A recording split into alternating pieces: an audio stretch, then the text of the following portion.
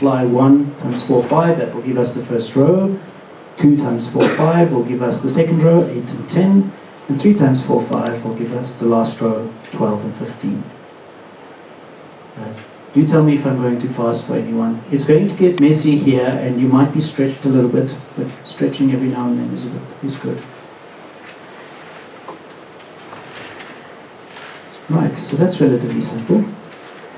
Now, if we notice that every matrix can be written as a sum of outer products, then we have the starting point of matrix multiplication. So here's an example. 1, 2, 3, 4, 5, 6 is equal to the outer product of the column matrix 1, 0 with the row 1, 2, 3. And so that selects the first row of the matrix. And then the second row, we've got 4, 5, 6, which is 0, 1 outer product with 4, 5, 6. And it just puts it in the right place in the matrix. It is not unique.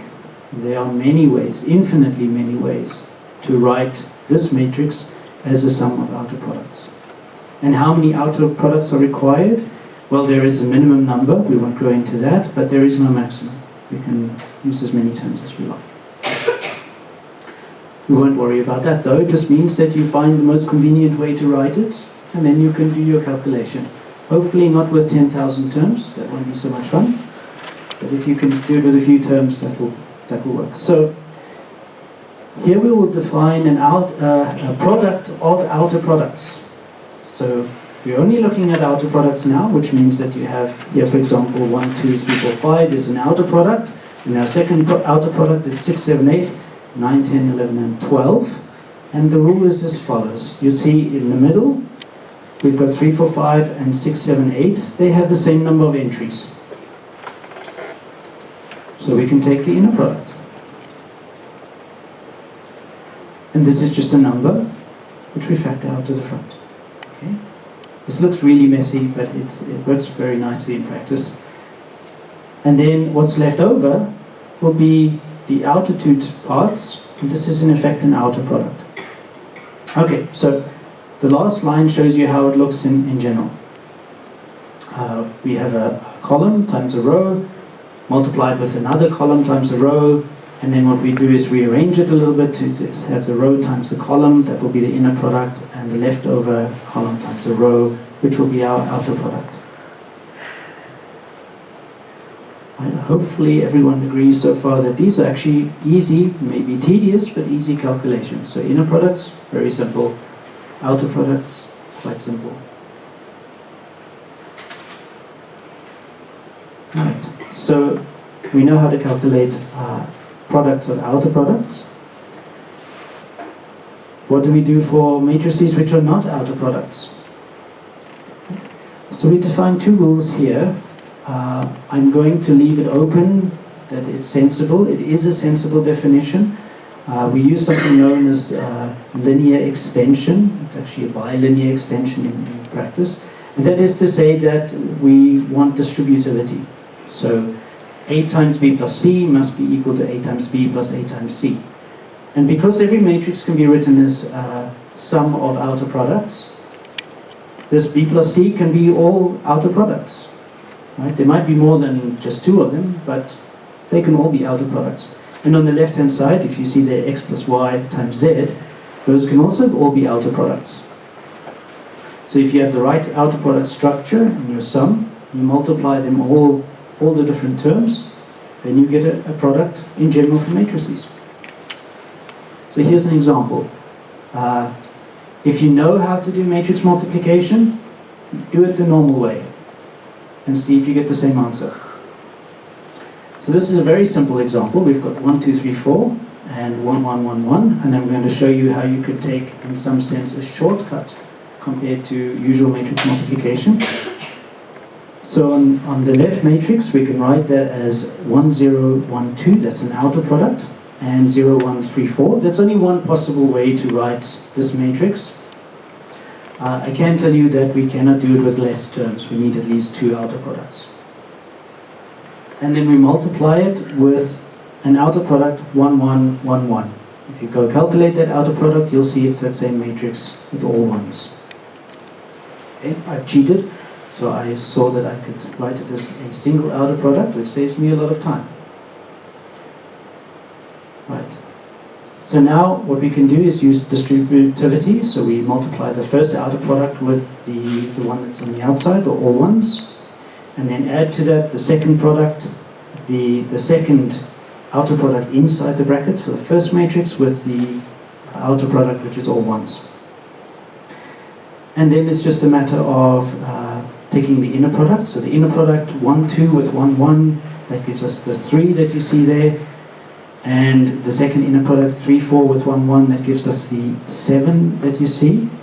And now we have two outer products. If you write them in matrix form, you will see that you get that matrix 3, 3, 7, 7. Did anyone do the calculation? It's very easy. Just to check that this comes out correctly with normal matrix multiplication. Yeah. It's the same thing, right? Okay. So this structure is exactly the same as ordinary matrix multiplication.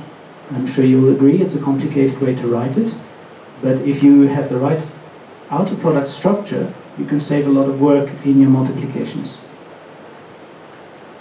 Right, are there other products of matrices?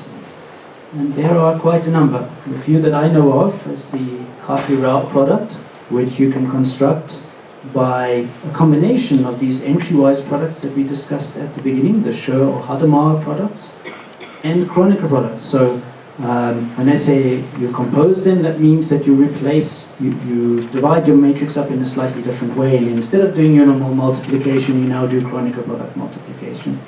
There's a partial Frobenius product. This is a little bit like the inner products that we discussed, but it's extended. There is a semi-tensor product, which is related to the normal matrix product that you know, but it allows you to multiply matrices that don't have compatible dimensions. So for those of you who have studied matrix multiplication, you know that the number of columns must coincide with the number of rows of the second matrix so that you can form all the products correctly. But with the semi-tensor product, this is a matrix product where you don't have to follow those rules exactly. And then the most complicated one is the Tracy-Singh product. If you want a rough idea, it's like taking Kronecker products with Kronecker products in some odd way. It's not that difficult to describe, but it's a lot about block-structured matrices. This is used a lot in economics and in statistics. Right, so that's a brief tour of products of matrices and the Kronecker product and what role it can play. If you have any questions, feel free to ask.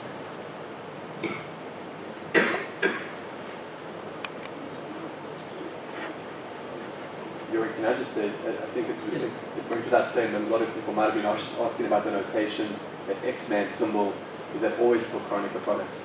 You had quite early on. Right. Yes, so the circle is the standard for the Kronecker product. Let me just go back. This is also known as a tensor product, so it's used in the same sense. The tensor product and the Kronecker product are not the same thing, but the Kronecker product is essentially a tensor product where matrices are concerned. So Kronecker products are only matrices, tensor products are something more general, but we always use the same symbol. The circle one is always normally where you introduce a higher structure. So you also have a sum with a circle inside. That also gives you larger matrices. This is not very interesting compared to the Kronecker product to study. And then you also get other varieties. People define it in different ways, so there are different definitions. Yeah. Sorry, there was another question? So the question is, are there applications in medicine? Indirectly, yes. So one of the big applications in research now is tensor decompositions. Tensor decompositions are closely related to Kronecker products, this Kronecker product sums that I showed you, and this efficient representation of a matrix. So that has been used. I didn't explain too much, but when you do this decomposition in terms of these Kronecker products, that highlights certain structures. This has been used for monitoring epilepsy, to diagnose epileptic fits, to see when an epileptic fit is coming. It's not that anything can be done, but they can have early warning based on measurements that they take, and they do analysis using these tensor decompositions.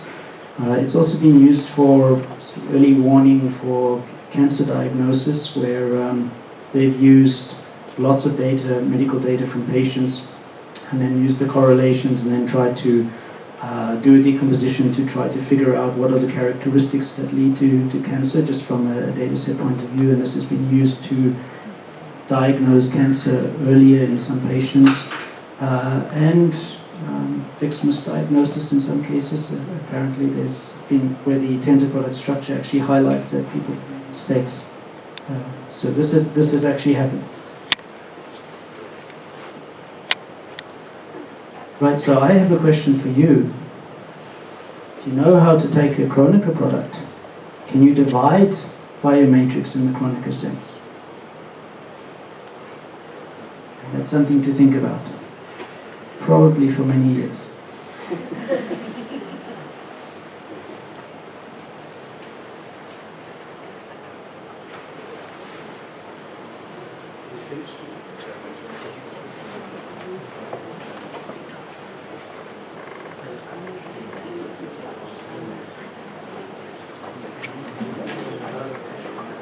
So are you in the mood for multiplying via the Kronecker product and outer products? Okay, we'll try one.